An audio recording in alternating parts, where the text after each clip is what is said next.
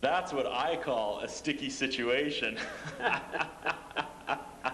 Ann Perry, bless her heart, Love pulled it out at the end. Yeah. We won. I don't think the other media reps were very impressed with us that day, but it's one of those just standout days I remember. We were so over the top and just had such a good time. Let's move on, Simon Hyde. Let's move on, indeed. You mentioned off the top of the show that you are very lucky. You get to meet some famous people, some interesting people, well-known people that folks on that have the Shaw might be able to see on their television dial. Our next guest certainly fits into that category. Talk a little bit about this. This was an interesting one.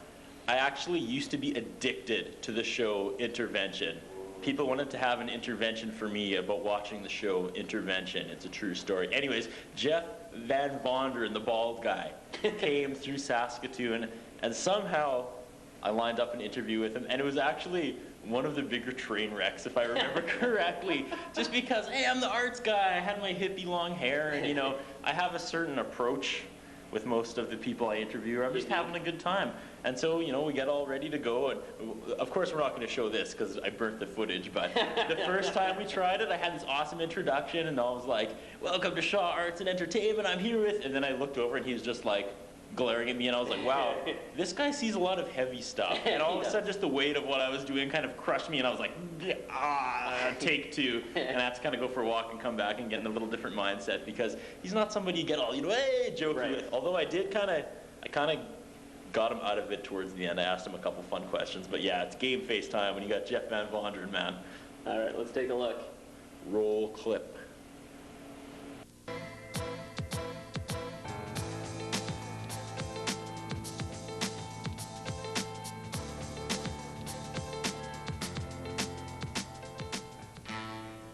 I am Curtis Anderson, and get ready for a long introduction because today's guest is an accomplished author.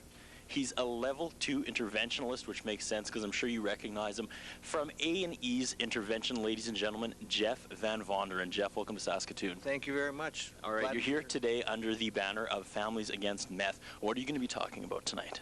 Well, tonight is going to be open to the public, and so a lot of times when I do a session like that, it's more like what their questions are. You know, I did a structured kind of seminar or workshop for people this afternoon and this morning, and it was followed an outline, and it was for helping professionals, kind of like that. But this is more like, I think we're going to have them fill out questions ahead of time as they come in, and then we're going to collect them and then try to answer questions, because I've tried to do public presentations, and it doesn't really work because people start asking questions, and so I just gave up and I just answer questions. It must be pretty hard to condense all your knowledge into a linear presentation.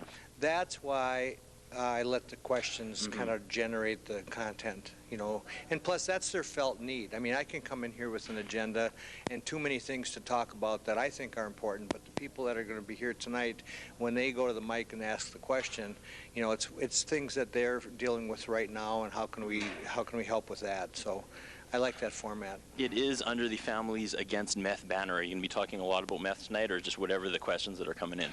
Well, I think that the topic of meth will come up. You know, it came up earlier today, but and it's such a serious addiction, and it affects people so horribly that I can't imagine there isn't going to be somebody here who's been affected by that, or a loved one, you know, and so I'm sure I'll be talking about that. You would be a good guy to ask, how big of a problem is meth here in 2009?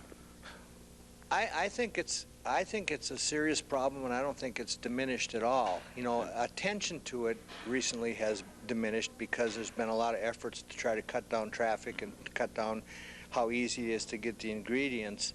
But everywhere I go and do an intervention or speak, you know, everybody's talking about meth, meth, meth. It's the most quickly, severely addicting drug there is. And you talk to somebody who is a former meth addict, they'll say that that first time was so incredible that they spend the rest of the time trying to get the first time over again. Yeah, and then it just wrecks their life in a short period of time. Now, you are a level 2 interventionalist. Are there a lot of misconceptions out there about what you do and the interventions themselves? Well, level 2 just means that it's not just alcohol and drugs. It could be gambling, you know, or workaholism, or any kind of addictive spiral somebody gets themselves in that's affecting or ruining their life and the lives of those around them.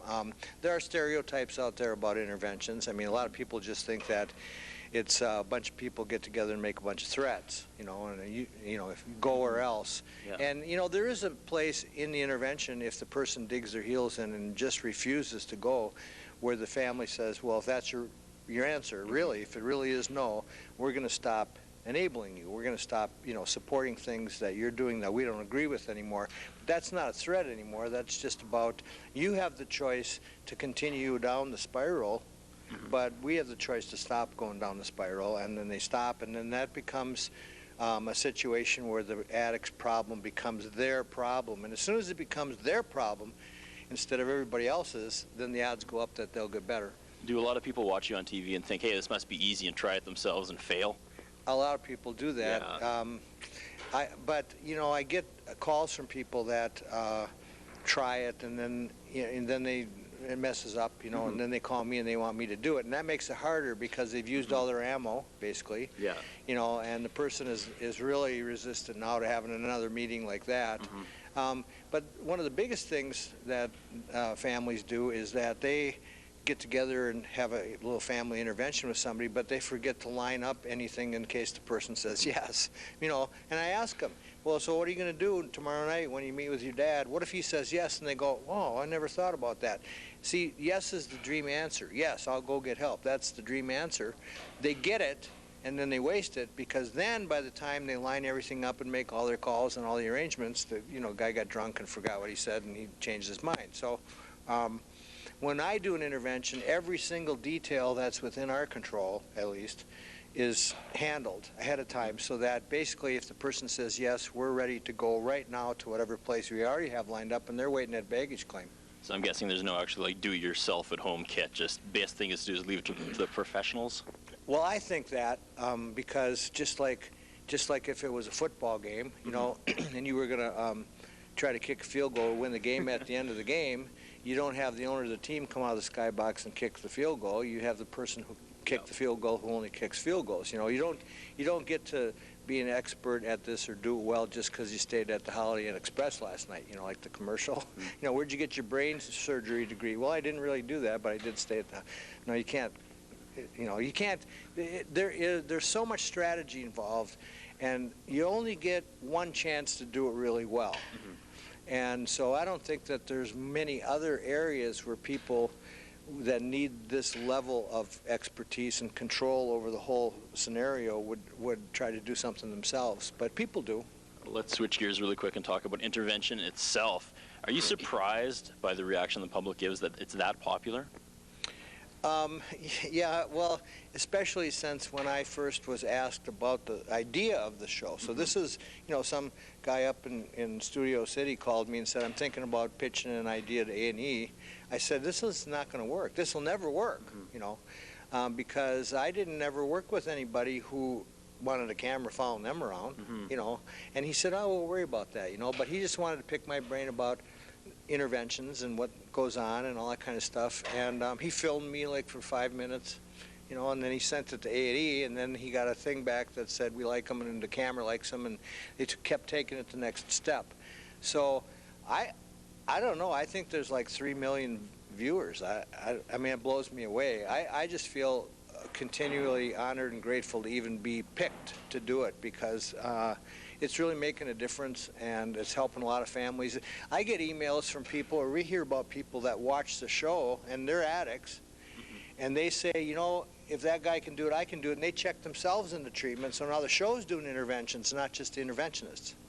All right, we got to wrap this thing up, but I want to end with one last question on a high note. After everything you see and deal with every day, what do you do to relax? I can't imagine you go home and just, turn on the game. How do you mentally take yourself out of that at the end of the day? Well, I do go home and, and turn on the game, or I fish and hunt. I like to do that, and I have a dog, and I make maple syrup, and the thing is that it's not my crisis.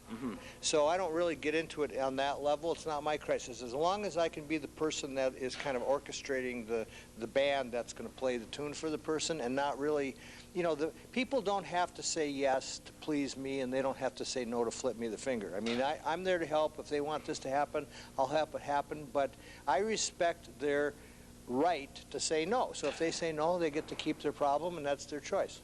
Thank you very much, sir. It's been a pleasure. Good luck. Thank you.